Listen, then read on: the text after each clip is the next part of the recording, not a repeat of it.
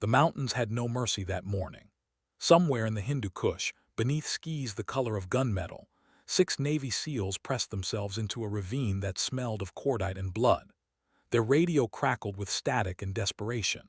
The Taliban had them surrounded on 3 sides, mortar fire walking closer with each explosion that shook loose ancient stone. The team leader, a man named Briggs who'd survived Fallujah and Ramadi, keyed his radio with hands that had stopped shaking years ago. His voice was steady, professional, the kind of calm that comes from accepting death. He gave their grid coordinates and said the words that made seasoned operators go quiet. Troops in contact. Immediate close air support required. Danger close. Then he added something else, something that would later become legend in the special operations community. He said they had maybe 10 minutes before the enemy overran their position. He said they needed someone who could thread a needle in a hurricane. What he got instead was a woman. Most of his unit had openly mocked 3 weeks earlier at Bagram Airfield. Captain Elena Vasquez had been standing near the flight line when she'd overheard the comments. They weren't subtle. One SEAL had laughed about letting his daughter fly faster jets on her Xbox. Another made a joke about the Air Force sending participation trophy pilots to combat zones. She kept walking, her shoulders square beneath her flight suit, her jaw set in that particular way that comes from hearing the same insults in a dozen different accents across a 15-year career. She didn't turn around. She didn't need to prove anything to men who measured worth in push-ups and arrogance. The A-10 Thunderbolt II didn't care about their opinions. Neither did the GAU-8 Avenger cannon mounted in its nose. Now that same aircraft was 20 miles out, flying low through mountain passes that made GPS signals scatter like frightened birds. Vasquez had launched from Kandahar 90 seconds after the call came through, her wingman still strapping in when she taxied. The controller's voice in her headset was tight with suppressed panic. The SEALs were surrounded. The coordinates put them in a valley so narrow that standard attack runs were impossible. Mortar teams on the ridgelines. RPG nests in the rocks. And somewhere in that chaos, 6 Americans were counting their remaining magazines and making peace with whatever god they'd carried into the mountains. Vasquez checked her weapons panel. 30mm rounds for the cannon. Maverick missiles. A full load of rockets that could turn stone into vapor. She descended into the valley as the morning sun broke over the peaks, painting the sky in shades of amber and blood. Her call sign, Widow, had been earned in a firefight outside Mosul where she'd stayed on station for 40 minutes after her wingman took fire and retreated. She'd protected a convoy until her fuel gauge read empty, then glided back to base on fumes and pure determination. Briggs heard the aircraft before he saw it. That distinctive sound of turbofan engines, deeper and meaner than the sleek fighters that usually provided air support. The A-10 wasn't built for beauty. It was built around a cannon that fired depleted uranium rounds at 70 rounds per second. The entire aircraft was essentially a flying gun with wings attached as an afterthought. Vasquez's voice came through on the tactical frequency, calm as a Baptist preacher on Sunday morning. Reaper 6, this is Widow 11. I've got your position. Talk to me about the threat. Briggs outlined the situation in clipped sentences. Mortars on the eastern ridge at 1,100 meters. RPG teams scattered through the rocks to the north and west. Heavy machine gun emplacement directly south, less than 400 meters from their position. He emphasized that last distance. 400 meters was nothing. That was danger-close territory where the margin between salvation and friendly fire was measured in heartbeats. Copy all, Vasquez replied. I'm coming in from the north. Keep your heads down and watch for my smoke. The SEALs heard her bank hard, the engines changing pitch as she maneuvered through the valley. Then they saw her. The A-10 came screaming over the northern ridge at an altitude that seemed impossible, so low that her landing gear almost scraped the rocks. Briggs felt his stomach drop. She was lining up for a gun run in terrain that would make helicopter pilots weep. The nose of the Thunderbolt dropped slightly, and then the world exploded into sound. The GAU-8 cannon erupted with a roar that felt like the earth splitting open. That distinctive brrrrrt sound that veterans described as the sound of God ripping canvas. 30-millimeter rounds stitched across the ridgeline where the mortars had been, each round hitting with enough force to punch through concrete.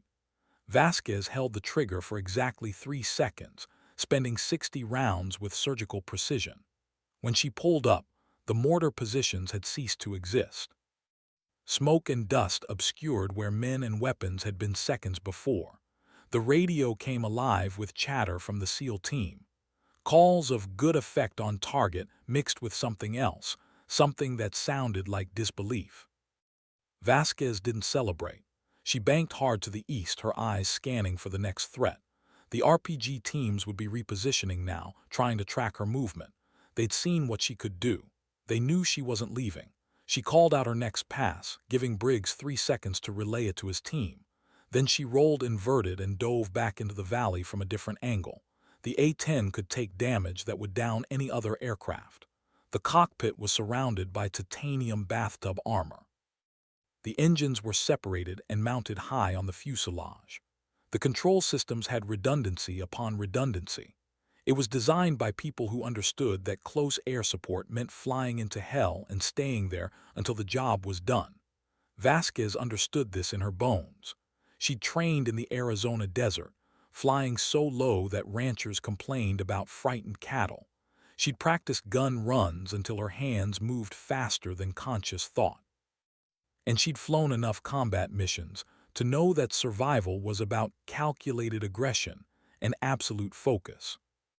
The RPG teams fired as she made her second pass. 3 trails of smoke arced up from the rocks, the warheads tracking toward her aircraft with lethal intent. Vasquez saw them coming, adjusted her angle by 6 degrees, and released chaff and flares in a pattern that lit up the valley like a fireworks display. 2 missiles chased the flares and detonated harmlessly against the rocks. The third one got closer, close enough that Briggs, watching from below, stopped breathing. The warhead passed 10 feet beneath Vasquez's left wing, its proximity fuse somehow failing to detonate. It impacted the far side of the valley in a plume of fire and stone. Vasquez's voice never wavered. "Reaper 6, mark your position with smoke. I'm going hot with Mavericks." Briggs popped a smoke grenade, purple smoke billowing up from their ravine. It was a small gesture, a tiny bit of color in a landscape of death and stone, but it gave Vasquez the reference point she needed. She pickled off 2 Maverick missiles in rapid succession, each one tracking toward the machine gun nest that had been pouring fire down on the SEAL team. The missiles struck within a second of each other, turning the emplacement into a crater. The valley went eerily quiet after that, the kind of silence that follows violence when even the mountains seem to hold their breath. Vasquez climbed to 3,000 feet and began a slow orbit, her eyes scanning every shadow and crevice. The Taliban weren't done. They'd pulled back, but they hadn't retreated. She could see movement on the western ridge, fighters repositioning behind cover. They were waiting for her to leave, waiting for their moment to press the attack again. She checked her fuel gauge.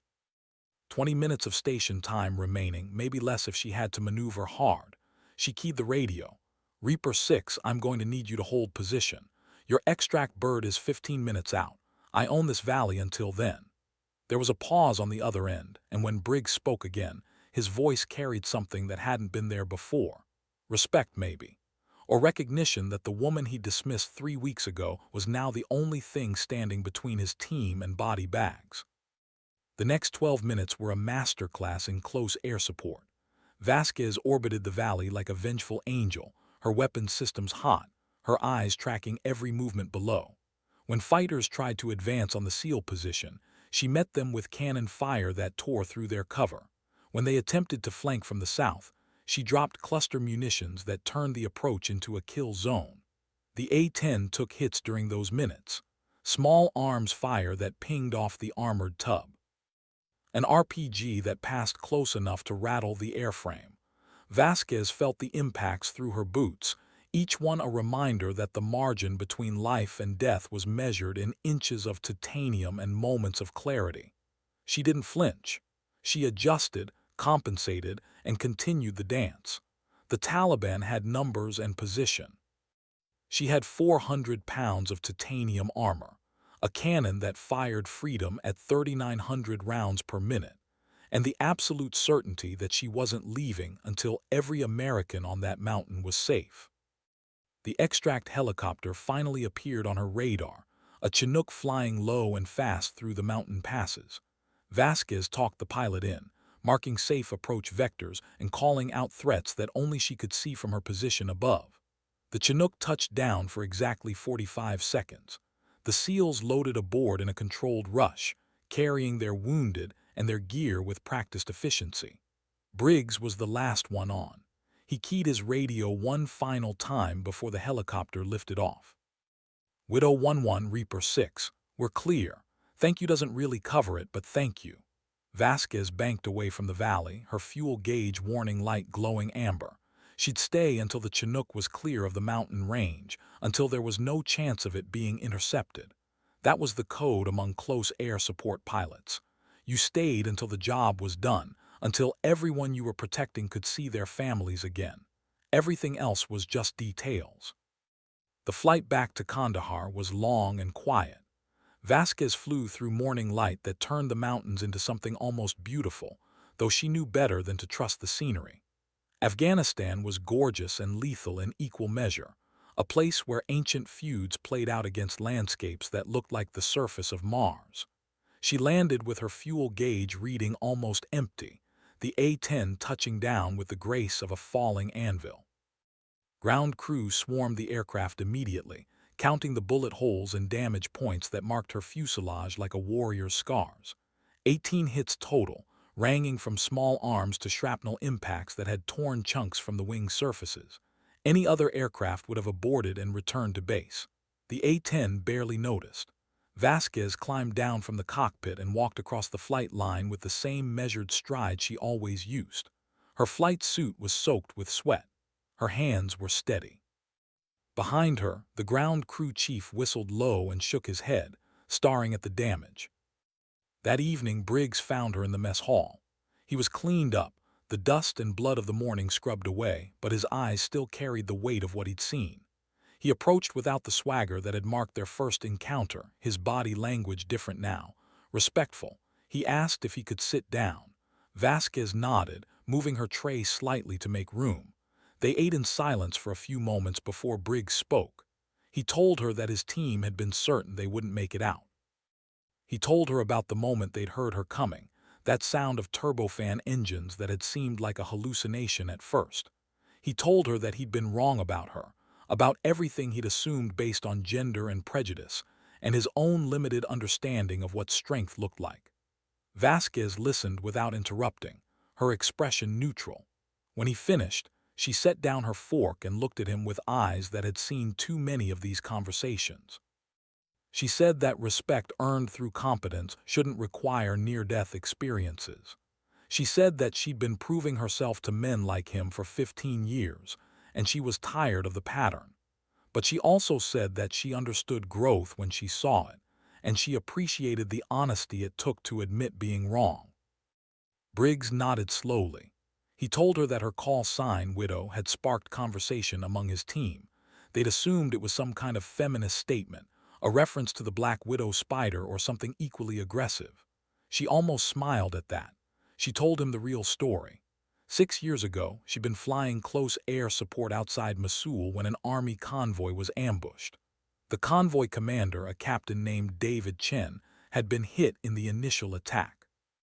Vasquez had stayed on station for 90 minutes, well past her fuel reserves, protecting the survivors while they extracted the wounded. She'd glided back to base on fumes, landing with her engines coughing. Chen had survived that day, made it to the field hospital, held on through surgery, but complications set in. Infection, organ failure. He died 3 days later. His wife, Rebecca, had written to Vasquez afterward. She'd said that her husband's last words had been about the pilot who'd saved his men. She'd said that David had called Vasquez his guardian angel. The letter had been grateful, heartbreaking, and it had changed something in Vasquez's understanding of what she did for a living. She'd requested the call sign Widow shortly after, not for glory or edge, but as a reminder that every person she protected below had someone waiting for them at home. Every mission was personal. Every decision carried weight beyond the tactical. Briggs was quiet for a long time after that. Finally, he said that his daughter was 7 years old and obsessed with airplanes. He said that when he got home, he was going to tell her about the pilot who'd saved his life. He was going to tell her that the best close air support pilot he'd ever seen was a woman who flew like the sky belonged to her. Vasquez nodded once, accepting the words for what they were, an apology and a promise wrapped together. They finished their meals in comfortable silence, the kind that forms between people who have faced death together and come out the other side. Outside, the sun was setting over Kandahar airfield, painting the sky in those shades of amber and blood that Afghanistan did so well. Somewhere on the flight line, mechanics were working on her A-10, patching bullet holes and replacing damaged components. The aircraft would fly again tomorrow. So would she. 3 weeks later, a package arrived at the squadron operations building. Inside was a hand-carved wooden plaque with a simple inscription. To Widow 11, you gave us tomorrow, Reaper 6 and team. Vasquez hung it in her locker without ceremony, but other pilots noticed. Word spread the way it always does in tight-knit military communities. The story grew in the telling, details sharpened and polished through repetition. The female A-10 pilot who'd flown impossible attack runs to save a SEAL team. The woman who'd taken 18 hits and kept fighting. The guardian angel of the Hindu Kush. Vasquez ignored most of it. She'd learned long ago that reputation was built on consistency, not single acts of heroism. She flew her missions with the same professional precision she always had. She mentored younger pilots regardless of gender. She pushed back against casual sexism when she encountered it, which was often, and she never apologized for demanding the respect her competence had earned. The plaques and stories were nice, but they weren't why she'd chosen this life. She flew because someone had to, because the alternative was leaving people to die in mountains and deserts and cities torn apart by war. Because every time she strapped into that cockpit, she carried the weight of all the people below who were counting on her to come through. The deployment ended in the fall. Vasquez rotated back to Davis-Monthan Air Force Base in Arizona, where the desert stretched out flat and endless, nothing like the mountains of Afghanistan. She resumed the rhythm of stateside life, training flights, maintenance schedules, the bureaucratic grind of military paperwork. It should have felt anticlimactic after combat, but she'd never been the type to chase adrenaline. The job was the job. You did it well or you didn't do it at all. Her reputation followed her home, though. Other pilots wanted to hear the stories. Junior officers sought her out for advice. Even the old guard, the Vietnam-era pilots who'd cut their teeth in phantoms and thuds, showed a new kind of deference. They'd seen too much to be impressed by gender politics, but they recognized authentic skill when they encountered it. Vasquez became an instructor, teaching the next generation how to survive close air support missions. She emphasized the fundamentals. Know your aircraft's capabilities and limitations. Communicate clearly with ground forces. Never abandon troops in contact. The technical skills could be taught, but the mindset took longer. She worked to instill that particular combination of aggression and discipline that kept pilots alive in combat environments where margins of error were measured in microseconds. Years passed. Vasquez made major, then lieutenant colonel. She commanded a squadron, then a group. The Air Force discovered what anyone who'd flown with her could have predicted. She was as good at leading as she was at flying.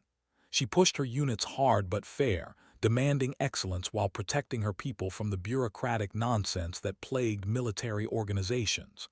She fought for resources, for training time, for the things that kept pilots sharp and aircraft mission-ready. And she continued to fly whenever regulations and rank allowed, because that's what she was at her core. Not a commander or an administrator, a pilot. Someone who understood the sky in ways that couldn't be articulated in briefing rooms or written into doctrine. The A-10 was scheduled for retirement multiple times during those years. Budget committees and Pentagon analysts argued it was outdated, that modern warfare required stealth and precision strikes, not close air support aircraft that flew low and slow. Vasquez testified before Congress twice, explaining in careful detail why the Thunderbolt II remained essential. Because when Americans were trapped and dying, they didn't need stealth. They needed someone willing to fly into hell and stay there. Her testimony carried weight because she'd done it, not just once in a moment of necessity, but repeatedly across multiple deployments. By the time she pinned on full colonel, Vasquez had become something of a legend in Air Force circles, not the manufactured kind that public affairs officers created for recruiting purposes, but the real thing. The kind of legend that spread through word of mouth in ready rooms and bars near military bases. Stories about the time she'd saved the SEAL team, about the deployment where she'd flown 42 combat missions without a single friendly fire incident, about the young pilot who'd lost his nerve during a training exercise, and how Vasquez had talked him through it with patience that surprised everyone who thought her only mode was hard-edged competence. She gave speeches occasionally, usually at service academies or training schools. She told the same stories, emphasized the same lessons. The job is bigger than you. Your ego doesn't matter. The people on the ground are someone's son or daughter, husband or wife. Protect them like they're your family, because in the ways that matter they are. Young pilots hung on every word, especially the women who saw in her something they desperately needed. Proof that it was possible, that you could be female and fight and lead and earn respect through merit rather than gender politics or quotas. Retirement came eventually, as it does for everyone. Vasquez hung up her flight suit at the age of 52, after 30 years of service that had taken her from trainee to colonel, from mockery to legend. The ceremony was well attended. The current Chief of Staff of the Air Force spoke, as did several generals whose careers had intersected with hers. There were plaques and commendations, the usual military pageantry that marked the end of a career. But the moment Vasquez remembered most was smaller, quieter. A young captain approached her after the formal proceedings ended. She introduced herself, said she'd joined the Air Force because of Vasquez's example. She was heading to A-10 training in a month. She wanted to know if Vasquez had any final advice. Vasquez studied the young woman, seeing in her face the same determination and uncertainty she'd carried 3 decades ago.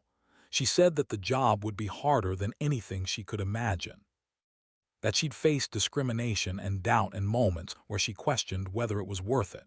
But she also said that flying close air support was the most important mission in military aviation, that every time she climbed into that cockpit, she carried the sacred responsibility of protecting lives that couldn't protect themselves, that if she approached it with humility and excellence and absolute refusal to quit, she'd discover reserves of strength she didn't know existed.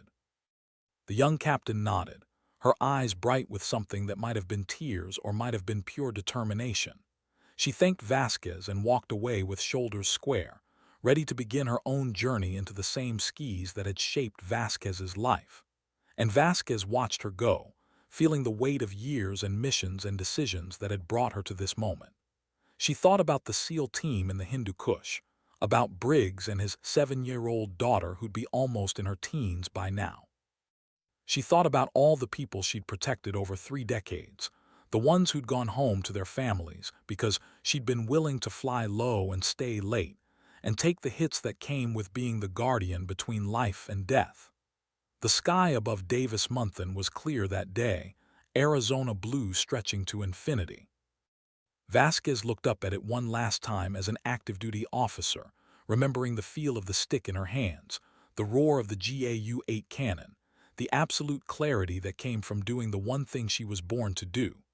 Then she walked away from the flight line, carrying with her the knowledge that somewhere in the mountains of Afghanistan, carved into stone or memory or both, was the echo of her aircraft's passing, the sound of salvation, the roar of a widow who never left anyone behind.